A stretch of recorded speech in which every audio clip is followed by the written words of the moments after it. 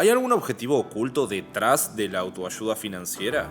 El otro día, mientras que estaba de visitas en la casa de mis padres y este calor no me dejaba dormir, me levanté a ponerme a buscar algo en internet para leer, un poco también ignorando los, 4 o 5 libros que había llevado en la valija para leer por las dudas. La cosa es que después de rascar un poco me terminé topando con un libro que ya por el título y un poco por la editorial también consiguió robarse toda mi atención. El libro en cuestión es El sueño de vivir sin trabajar, una sociología del emprendedurismo, la autoayuda financiera y el nuevo individuo del siglo XXI de Daniel Friedman, un autor que sinceramente no conocía, pero es un académico grosísimo de la Universidad de Texas, doctorado en sociología por la Universidad de Columbia en Estados Unidos y licenciado en sociología por la Universidad de Buenos Aires. Así que sí, es Daniel y no Daniel, porque es de Argentina. Y para mi suerte la obra no se quedó solamente en un buen título, sino que supo estar a la altura e incluso superar mis expectativas. La tesis general busca responder cuáles son los aspectos fundamentales de las formas de vida y de gobernanza que actualmente caracterizan a Latinoamérica, por ejemplo, describiendo este submundo del emprendedurismo y la autoayuda financiera, pero también por qué esto es en realidad una forma que tiene el neoliberalismo para materializar desde la raíz todas estas aspiraciones personales y prácticas cotidianas que lo legitiman. Y de paso aprovecha para repasar a algunos conocidos autores falopa. Bienvenidos una vez más, esto es Café Quieto.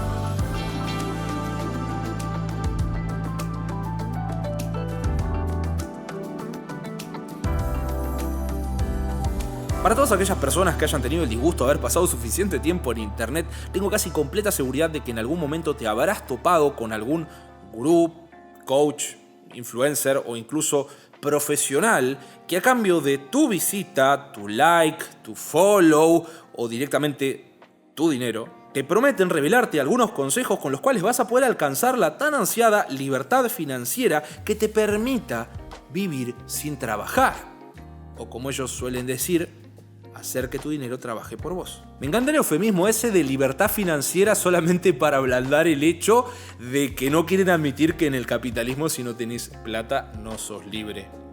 Pero bueno, si después lo digo yo, soy un zurdo hijo de remil puta. El caso es que el señor Friedman empieza estudiando no solo a los vendedores de autoayuda financiera, sino que también y especialmente a sus consumidores. Creo que todos más o menos conocerán algo de este género literario, o por lo menos a alguno de sus exponentes, como Napoleon Hill, Tony Robbins o el más relevante de nuestros tiempos, Robert Kiyosaki. Este gurú de las finanzas, conocido principalmente por su libro Padre Rico, Padre Pobre, o también por coescribir otro con Donald Trump, en donde no hacen otra cosa más que enrostrarte anécdotas que posiblemente nunca hayan pasado, pero de las que se supone que deberías aprender algo.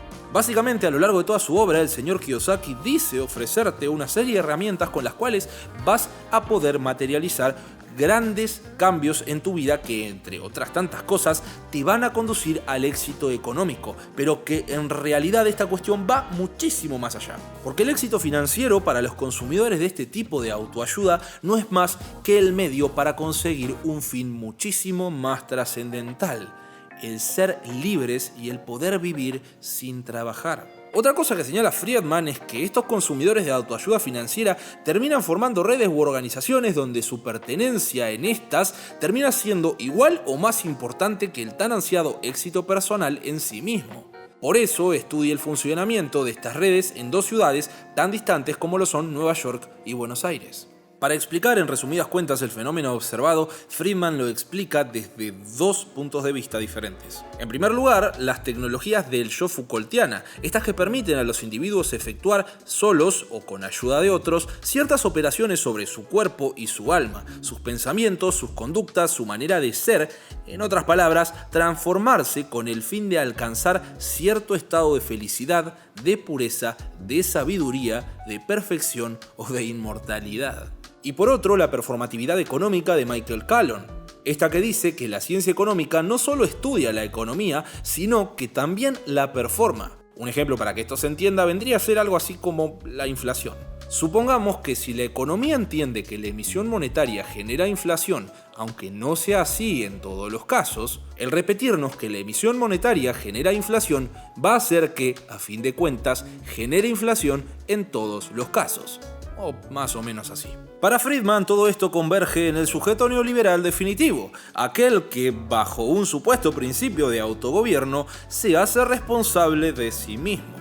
Y esto lo lleva a caracterizar a la autoayuda financiera en tres ejes diferentes. En primer lugar, un componente técnico que involucra toda aquella educación financiera. Se adquieren ciertos contenidos de contabilidad o de cálculo que efectivamente les enseñan a los consumidores de autoayuda a moverse con cierta comodidad en el mundo de las finanzas.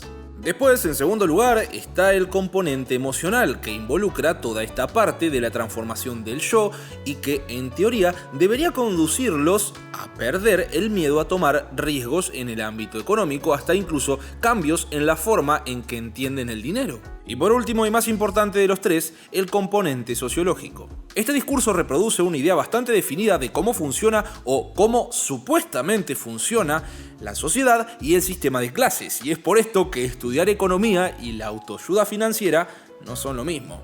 Para Kiyosaki y sus seguidores, y es algo que también queda bastante claro en el título de su libro más conocido, Padre Rico, Padre Pobre, la sociedad está conformada por dos clases antagónicas: los ricos y los pobres. Pero esto no tiene absolutamente nada que ver en la forma en cómo, por ejemplo, el marxismo entiende a los antagonismos de nuestra sociedad, que sí tiene un fundamento material, que es la posesión sobre los medios de producción. Este se sustenta únicamente sobre la idea de la libertad individual. Pero estos actores ignoran por completo factores importantísimos como si esta persona ya poseía riqueza, si tiene educación o a qué se dedica. Por esto es que entienden que esta movilidad social depende únicamente de qué tan independiente sea el individuo de las instituciones de carácter social y de las necesidades personales. Y obviamente Friedman desarrolla esta idea a lo largo de todo el libro, desde sus orígenes hasta cómo supuestamente se sustentan estas ideas.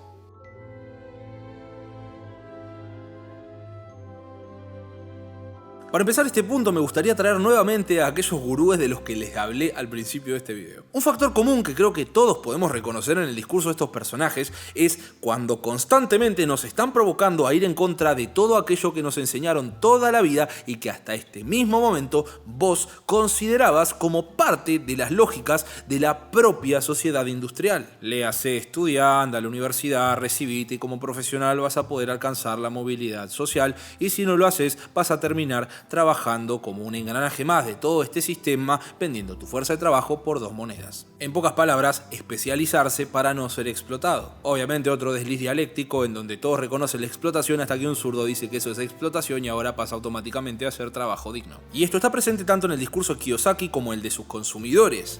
Lo más importante en esta sociedad es la información, y son ellos y nada más que ellos los que te la van a proveer. Y esta información es tan importante y tan codiciada porque es nada más ni nada menos que la llave hacia la libertad misma. Para los sujetos estudiados por Friedman, no importa si sos el CEO de una multinacional o el cajero de un supermercado. Para ellos son exactamente lo mismo porque los dos dependen de un salario para subsistir.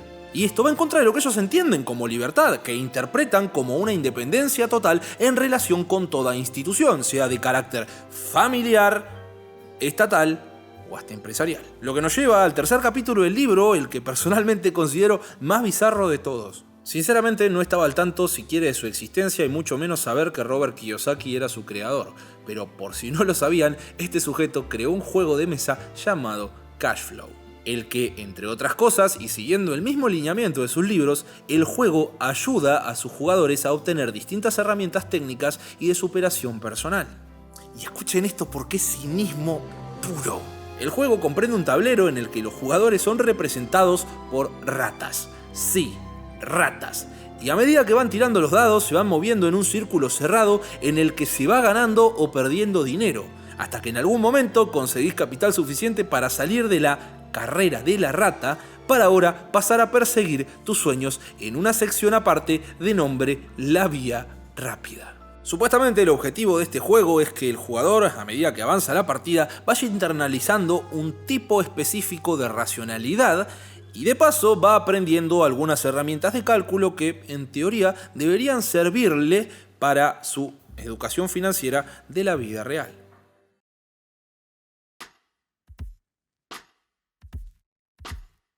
Una de mis partes favoritas del análisis llega recién pasada la mitad del libro de Friedman. En esta parte se pone a hablar sobre la particular visión que se tiene dentro de estos grupos sobre la línea que separa lo individual de lo colectivo. Muy posiblemente, y de la misma forma como me pasa a mí, para serte sincero, una de las primeras cosas que vas a señalar cuando se habla sobre estos discursos de autoayuda financiera es la fuerte orientación individualista que promueven. Cosa que, si bien no está lejos de ser cierto, Friedman le da otra vuelta de tuerca. Teniendo en cuenta los grupos estudiados, el autor resalta este reiterado llamamiento a generar redes de trabajo en conjunto, pero aclaro que esto está lejísimos de fundamentarse sobre lo dicho por Kropotkin en el apoyo mutuo. En este caso, no estamos hablando de solidaridad. Según Friedman, lo promovido por la autoayuda financiera al trabajar en grupo hace que se haga muy difícil el diferenciar aquellas acciones interesadas de las desinteresadas, siendo estas segundas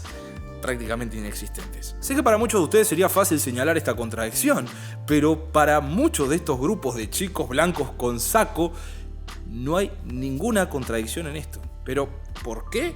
En estos casos, los miembros de estos grupos exponen abiertamente que sus intereses son pura y exclusivamente económicos, aunque de trasfondo quieran justificarlo con toda esta ética de desarrollo personal que hablamos hace un ratito. Y de alguna forma, que no entiendo, todo esto desemboca en lo colectivo. Por eso Friedman nos vuelve a recordar que para muchas de estas personas termina siendo más importante el pertenecer a estos grupos en donde puedan compartir su filosofía y por consiguiente apoyarse que el crecimiento personal en sí mismo.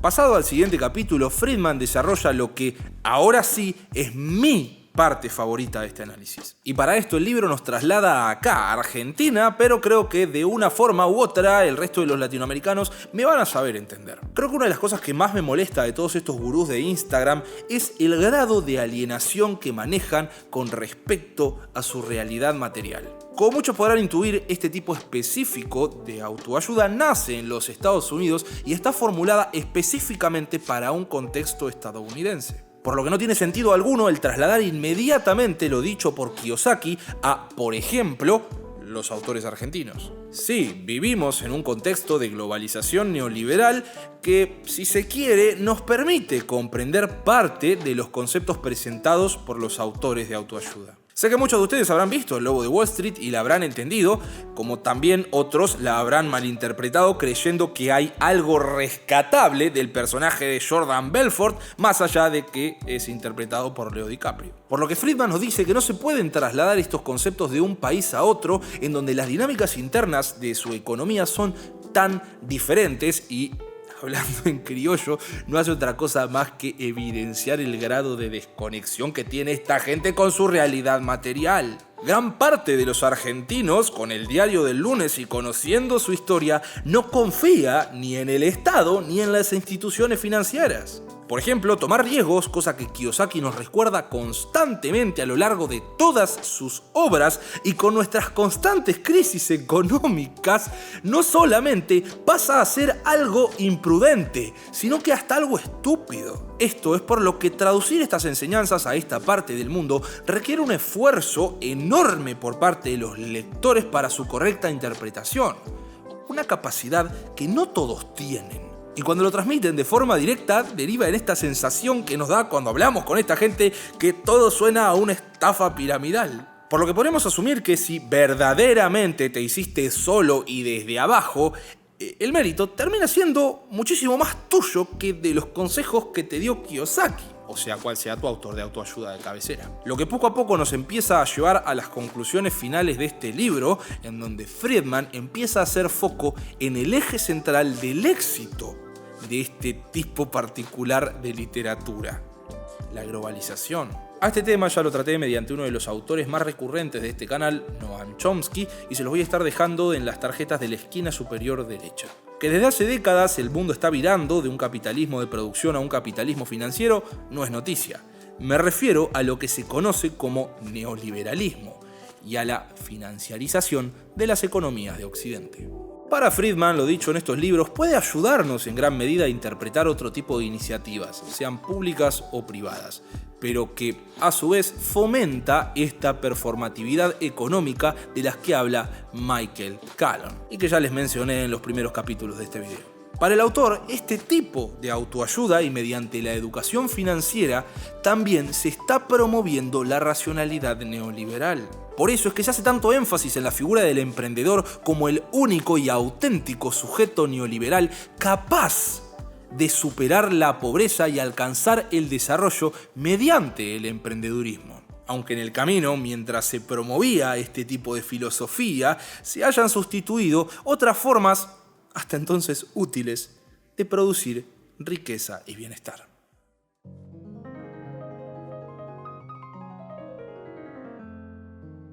Llegado a este punto, creo que podemos ir conduciendo todo lo presentado a intentar resolver esta incógnita sobre qué hay detrás de esta necesidad de querer vivir sin trabajar. Friedman, y a lo largo de todo su libro, busca de alguna forma intentar visibilizar todas estas cuestiones propias del neoliberalismo que mucha gente terminó naturalizando. Todas esas cositas que dejamos al azar o que parecen tonterías, pero que en realidad buscan legitimar discursos fundamentados en el debería ser así porque así alguna vez lo fue pero ya no lo es, aunque en realidad lo que se busca hacer es promover reformas porque evidentemente así no fue nunca. Para este punto, Friedman resalta algunos puntos importantísimos que también me gustaría resaltar acá, como todas aquellas expresiones locales del neoliberalismo global. Gente que no solo ignora por completo que la autoayuda financiera parte de estructuras ajenas a sus sociedades, sino que también de deseos y prácticas de sujetos concretos. Y por otro lado, también quiero resaltar cómo, en reglas generales, se aborda esta cuestión a lo largo de todo el libro.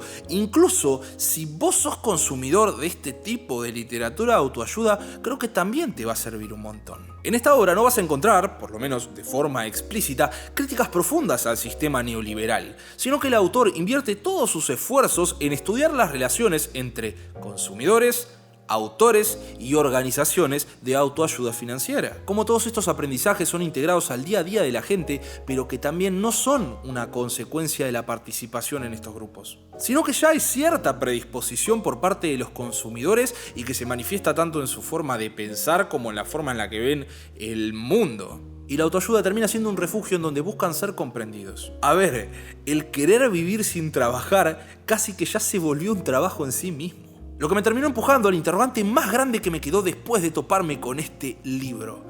¿En qué momento el producir para subsistir se terminó transformando en leer libros de autoayuda, hacer cursos en internet, ir a seminarios o, la que más bronca me da, tener que incorporar una serie de hábitos absurdos que nada tiene que ver con actividades que producen el sustento?